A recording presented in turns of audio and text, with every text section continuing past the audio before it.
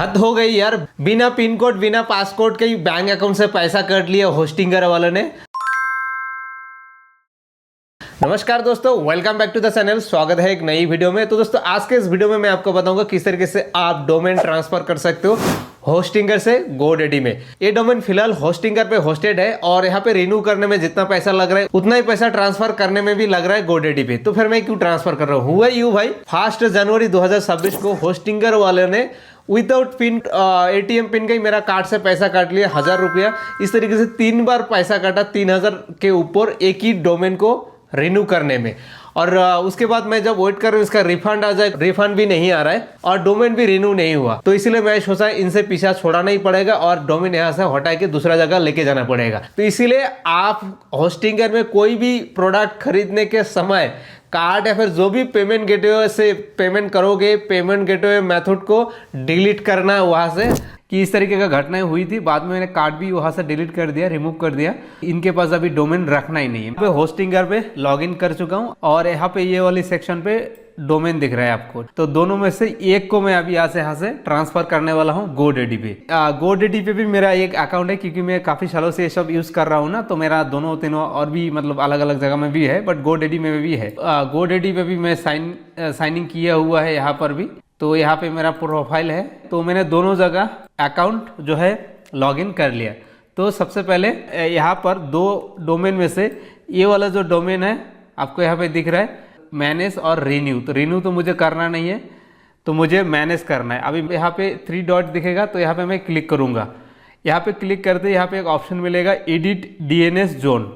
तो यहाँ पे हमें जाना है DNS जोन में। इसीलिए जाना है, यहाँ से हमें जो DNS का रिकॉर्ड है ये कॉपी पेस्ट करके रखना है। इसका जरूरत पड़ेगा ही पड़ेगा।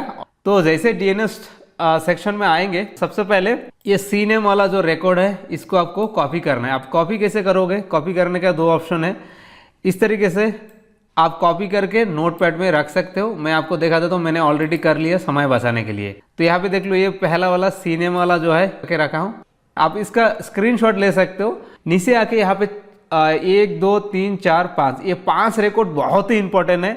ये जो 5 रिकॉर्ड है इसको आपको लेना है, सेम उसी तरीके से कॉपी करके लेना है। ये जो सबसे पहला वाला है टेक्स्ट रिकॉर्ड, यहाँ से लेके इस तरीके से पूरा कॉपी करना है और नोटपैड में इस तरीके से पेस्ट करके रखना है। दूसरी ऑप्शन और एक है कि यहाँ पे एक एडिट ऑप्शन मिलता है। देखिए एडिट पे भी जाके इस तरीके से भी आप यहाँ से इस तरीके से कॉपी कर सकते हो, पर यहाँ पे अगर मतलब कॉपी ठीक से नहीं हुआ तो दिक्कत हो जाएगी। ठीक है, तो आप कैसे भी इसको यहाँ से ये चारों को बारी बारी कॉपी कर लो। और ये जो 4 है ये रिकॉर्ड, ये एक्चुअली IP एड्रेस है। इसके बिना आपके जो डोमेन है ट्रांसफ़र होने के बाद लाइव नहीं होगा, मतलब वेबसाइट लोड नहीं होगा। तो ये बहुत ही इंपॉर्टेंट है, इसको कर लेना। इसको बाद में कैसे ऐड करना है मतलब पूरा चीज़ें दिखाऊंगा, तो इसीलिए आप भी इसको कर लेना। तो ये सब मैंने ऑलरेडी कर लिया है। तो अभी मेरा सिंपली जाऊंगा डोमेन ओवरव्यू में।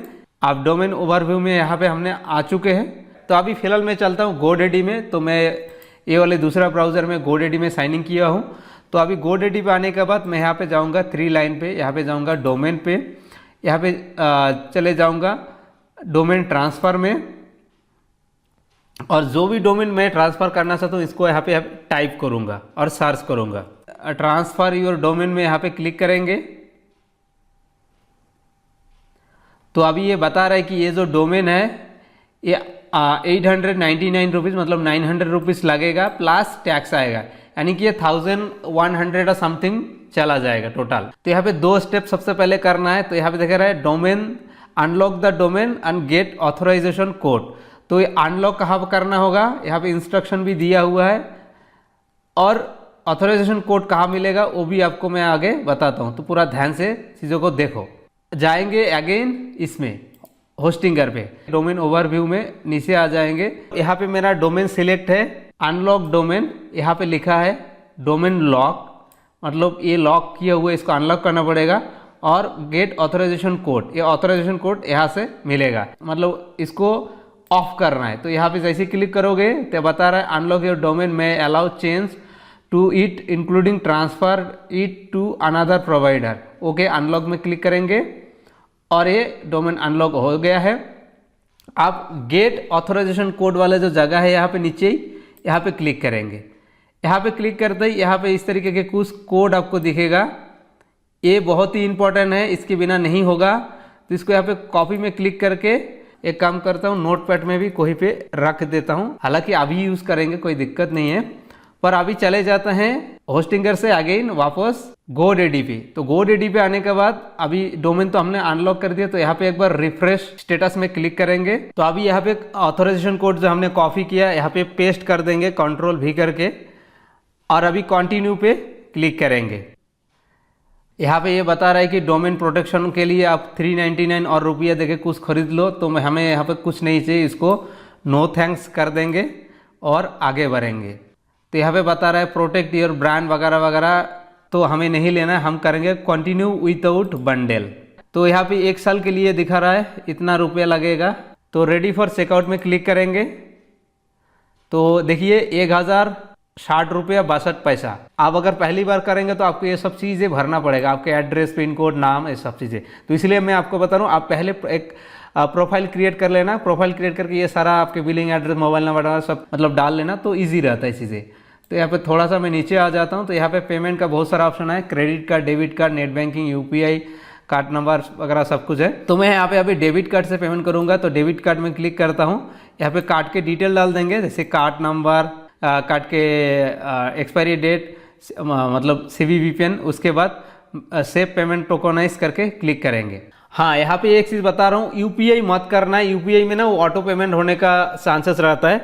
तो मैं कार्ड से ही पेमेंट करूँगा, बट मैं कार्ड पेमेंट होने के बाद वहाँ से रिमूव कर दूंगा, सेव नहीं करूँगा, क्योंकि सेव करेंगे तो दिक्कत वो हो जाता है कि वो ऑटो पेमेंट काट लेता है, जैसे कि होस्टिंगर पे हुआ है। एंड टोकनाइज में क्लिक करेंगे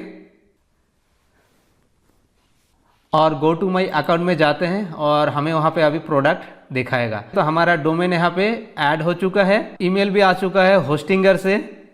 होस्टिंगर वाला बोल रहा है कि आपके डोमेन ट्रांसफर के लिए प्रोसेस में है। तो यहाँ पे ये ईमेल जैसे ओपन करेंगे, मतलब 22 आज है 17 तारीख, 22 तारीख के अंदर ऑटोमेटिकली ये अप्रूव हो जाएगा। और चाहे तो हम इसको अभी भी अप्रूव कर सकते हैं। तो यहाँ पे अप्रूव ट्रांसफ़र में क्लिक कर सकते हैं, डिनाई कर सकते हैं। डिनाई तो हमें करना नहीं है, तो हमें अप्रूव करना है। अप्रूव ट्रांसफर में क्लिक करना है, तो मैंने यहाँ पे क्लिक कर दिया। तो यहाँ पे लिखा आ रहा है your transfer out has been approved successfully, यानी कि ये इंस्टेंट हो चुका है। तो हम अभी जाएंगे GoDaddy पे। तो GoDaddy पे जाके यहाँ पे फिर से रिफ्रेश करेंगे, क्योंकि वहाँ पे जैसे अप्रूव हो गया ना, तो उसका यहाँ पे डाटा सिंक होगा। तो फिलहाल के लिए अभी मतलब ऐड करने के लिए नहीं दे रहा है, कुछ घंटा छोड़ना पड़ेगा। यूजुअली डोमेन ट्रांसफ़र होने में पहले कई दिन लग जाते थे। तो ये जो नेम सर्वर आपको दिख रहा है, इसको नेम सर्वर कहते हैं। 2 यहाँ पे दिख रहा है, यहाँ पे लिखा है नेम सर्वर। तो इसको ना चेंज करना पड़ेगा। ये जो अभी दिख रहा है ये होस्टिंगर का दिख रहा है, यहाँ पे GoDaddy का आना चाहिए, ठीक है। तो इसके लिए आपको यहाँ पे ऑप्शन दिख रहा है चेंज नेम सर्वर, तो यहाँ पे क्लिक करना है। तो यहाँ पे क्लिक करते हैं, तो यहाँ पे जो ऑप्शन दिख रहा है ये वाला, यहाँ पे क्लिक करके इसको सिलेक्ट कर लेना है, सेव करना है। तो यहाँ पे मैंने क्लिक कर दिया। यहाँ पे देखिए क्लिक करते हैं GoDaddy नेम सर्वर रिकमेंडेड और सेव में क्लिक करते हैं। तो यहाँ पे कंटिन्यू में क्लिक करेंगे। तो एक बार फिर से DNS रिकॉर्ड में जाएंगे, देखते हैं अभी ऐड करने के लिए देता है कि नहीं देता। तो फाइनली ऐड रिकॉर्ड का बटन यहाँ पे आ चुका है। यहाँ पे DNS पे क्लिक करने के बाद यहाँ पे देखो, जैसे हमने DNS में क्लिक किया, अपना ये डोमेन के अंडर ही ये सारा ऑप्शन है, फॉरवर्डिंग, नेम सर्वर, जैसे कि आपने यहाँ पे देखा। DNS रिकॉर्ड पे क्लिक करते ही नीचे की तरफ आएंगे तो यहाँ पे ऐड न्यू रिकॉर्ड का ऑप्शन आ रहा है, यहाँ पे क्लिक करेंगे। तो यहाँ पे क्लिक करते ही नीचे की तरफ जैसे आएंगे, थोड़ा नीचे यहाँ पे आएंगे तो देखिए वहाँ पे जैसे जैसे चीज़ें आपको दिख रहा था, यहाँ पर भी सिमिलरली चीज़ें देखने लग गया है। तो सबसे पहले मैं ये रिकॉर्ड ऐड करूँगा। चूज टाइप में यहाँ पे जाएंगे हम ए पे, ए रिकॉर्ड, और नेम के जगह में @ यहाँ पे आएगा। अब वैल्यू यहाँ पे आएगा।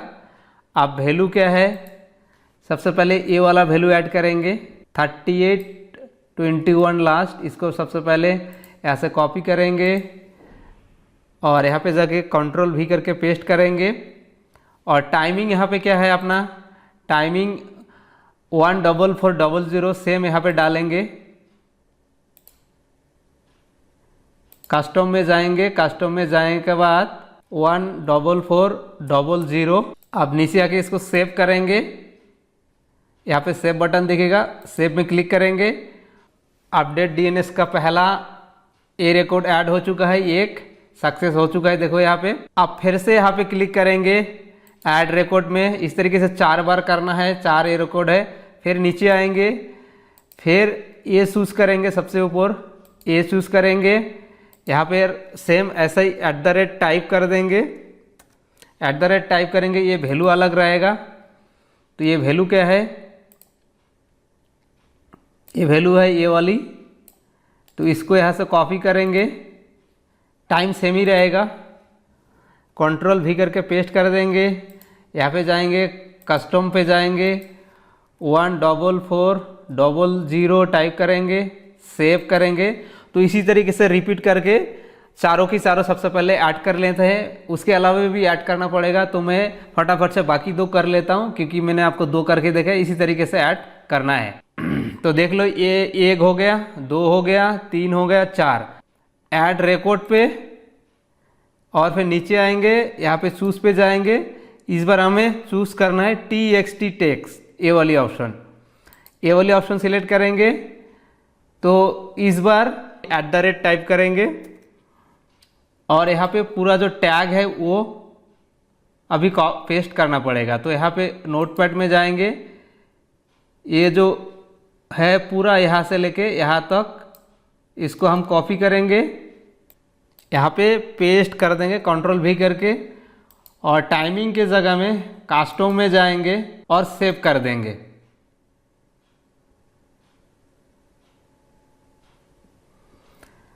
तो यहाँ पे हमारा ये चीज़ें हो चुका है ऐड।